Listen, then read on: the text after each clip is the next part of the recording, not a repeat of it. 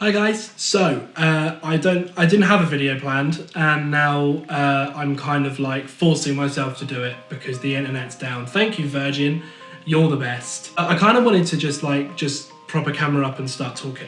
So here I am, just talking. Thanks, Matt! Dickhead. So I wanted to talk a bit about gaming, I guess. What I do like, what I don't like, because I did say that I would make a video like this, because videos like this are always fun. I'm kind of coming towards the end of my lifespan of gaming. This, according to most sources, this is where I will start kind of making more of a niche. And don't get me wrong, that's fine, but I would like to kind of almost keep going. Because I think, obviously as a content creator on YouTube and a filmmaker, I take a lot of creativity from the influences around me. I'm a massive bookworm, but I'm also a massive gamer. So let's talk more about the gaming side of things. Obviously Overwatch, that's one of my favorite games ever created. Literally just down to the fact that if there's something that I like about games in a common sense, it's replayability. A game that has a story like Overwatch, if you look deeper into it, but also doesn't really have a story mode to it, means that you can play it no matter what and get little pieces and hints throughout other people. I have a tea. Is that my tea? Leave. Bye. Bye. Leave. Overwatch is great just because as well, it's a massive kind of community, which I kind of like. Playing with friends is awesome. Playing with John, Matt, Stephen, it's all great. The first gaming system that I had was I think my PS1, which was awesome. I had no games on there properly. I just always replayed the Bugs Life game, or the demo of the game, which was funny. But my first console that I got that was purely for I want to buy games, I want to play games, let's do gaming stuff, was my PS2. My PS2 had so many games. I had the Incredibles game. One of the games that really clung to me was Ratchet and Clank. Ratchet and Clank was my first. People are making noise and I can't record when people are making noise.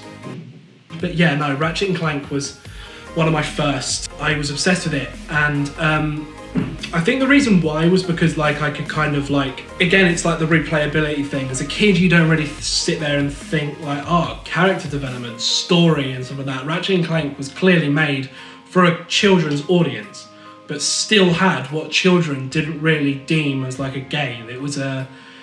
It was something more than just a game, you know. It had its whole story. It had character arcs. It was amazing, and people like Sid McMissile, I think his name was, the hoverboarder, was just it was cool because you got introduced to all of these characters and it was great. But my main attachment to characters came from Sly Cooper. I love him so much. He's such a cool character. Oh my god! But he was so cool. Sly Cooper's games were really cool, really kind of in depth. They changed their style so much over the course of their history, and it was great. Props to Sucker Punch and Insomniac Games for those two gems.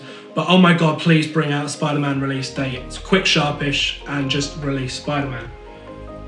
We need Spider-Man, I need it in my life. Moving on from my childhood, something that I was obsessed with was Assassin's Creed. Still am, actually. Granted, most of their games have been disappointing. How could this happen to me? Okay, I'm going to be quite controversial. A lot of people really, really disliked Assassin's Creed 3. I loved it. I thought it was great. And, you know, a lot of people disliked Unity. It was a terrible, terrible game. It was poorly made, but as an Assassin's Creed game, was good. It kind of it brought about new control mechanics. It brought about new storyline. But yeah, no, they really pushed boundaries with Unity, I think. Tried too hard to push boundaries so that it made the game poor, but they pushed boundaries, and that's a brave move. Also, Assassin's Creed Origins, not as bad as people say it is. Actually kind of a good game. actually really kind of a good game. I've never played things like Kingdom Hearts or Final Fantasy. The ridiculous titles daunt me because it feels like I'm coming in way too late. It feels like there's too much stuff that's happened, that is going to happen, or that is happening, that I will not understand. So I choose to leave that alone. The closest I've come to a JRPG is Devil May Cry. Now, Devil May Cry, the first Devil May Cry game that I ever played was Devil May Cry 4 with Nero, was amazing. And that was my first glimpse at Dante. Now, Dante, I think it's the character arc that I prefer about Devil May Cry, because Devil May Cry was like, it was given to me by my cousin Charlotte, and my cousin Charlotte basically kind of just sort of said, here, have this.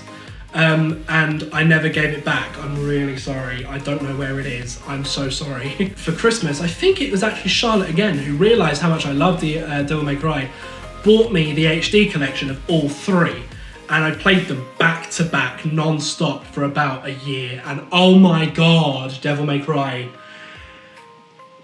It's so good. I'm a massive fan of fighting games as well. Mortal Kombat, Injustice, Street Fighter, Tekken. They're all great.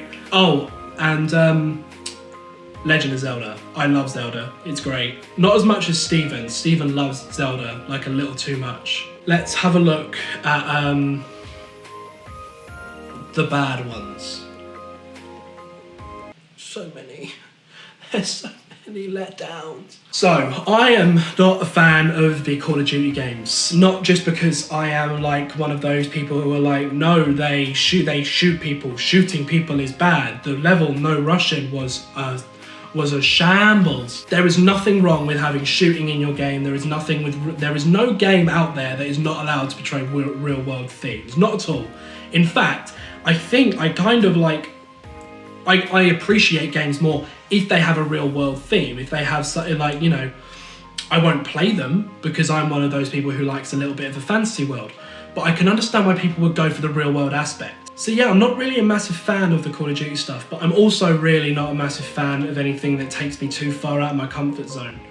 I like games that take me off on a tangent, and I like games that allow me to go off and do what I want to do, but not too much. I'm a really niche person. One of the things that I liked about Breath of the Wild, for example, was the fact that they gave you an objective, you went to said objective to see the old man, it said destroy Ganon, and you had to use everything that it just told you to go to the Divine Beasts and sort it all out, and it was amazing. And that's why I don't like games like Skyrim and Fallout and The Witcher, because it gives you an objective, yes, but not only do those kinds of games not grip me as hard in the first like 10 minutes or like 20 minutes or whatever that it's supposed to be. Not only that, but also just down to the fact that like it's too open-ended. There's too much to do and it just oversaturates you. So yeah, that's the kind of gaming stuff that I like and enjoy. I hope you guys kind of found that a bit interesting and a little bit enlightening. Yeah, I kind of like to share this kind of stuff with you to see what you guys think. Leave a comment down below if there's anything like this that you want me to talk about again, be it gaming, film, books, blah blah blah, anything, just comment it down below. I do, however, want to quickly thank Galagator. Overwatch is like, obviously I know it can become very oversaturated very quickly. Galagator, to you, if you're watching, I have heard your comment. Like I said, I will be getting onto it. However, a game that I don't like is Dark Souls. I'm not a fan of Dark Souls. However, I do, want to play Battleborn. That's not the game, Johnny. That's really not the game. I do want to play Bloodborne, because Bloodborne is one of those games that like it looks cool. I am looking forward to playing this. I will be playing this, not on my own. I will be playing this probably with Steven, because it's amazing. So thank you, Galagator, for the suggestion. I will be putting that forward, and it will be happening at some point when I can find the time to actually go through this monstrosity. I'm going to want to die.